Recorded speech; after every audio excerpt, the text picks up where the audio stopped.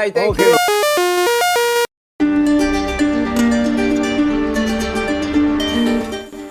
Sabotaged by their own country, Korean media is now reporting on the greed of the South Korean government towards BTS. How sad is this if this happens?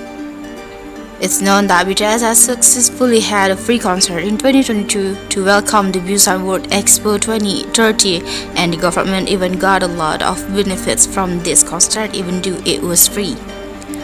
However, oddities have occurred since then, and in 2024, all Korean media have been investigating this and releasing news about how the Korean government has been taking advantage of BTS since then.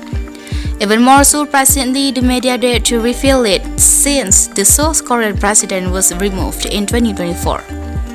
In other words, since 2022, there have been many strange events that have indeed seemed to be detrimental to BTS and were only revealed in 2024 by the media directly, which Hybe asked the government for 7 million in concert funds for the implementation of this Busan Expo concert wholeheartedly by BTS, but it was not paid.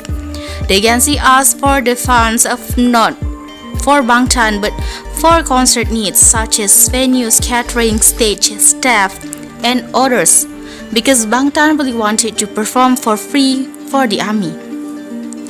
However, the government must contribute to all facilities, equipment, materials during the concert, and it's obtained from tourist taxes from various countries, which is in 2022 will be very profitable for South Korea.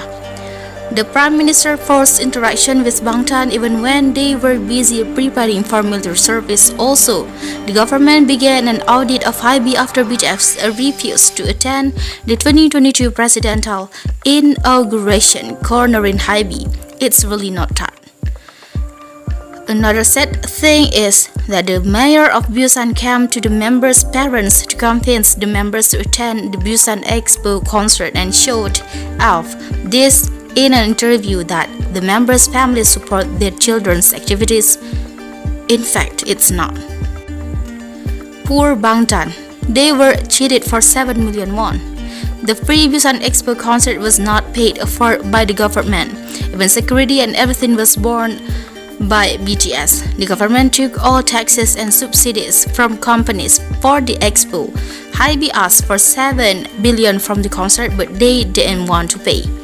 This really brings back bad memories how Jin told his story on his life that he postponed his military service in early 2022 because of this Busan concert. The agency and members forced him to carry out military service after the Busan concert for the sake of the country, for everyone. But what happened now?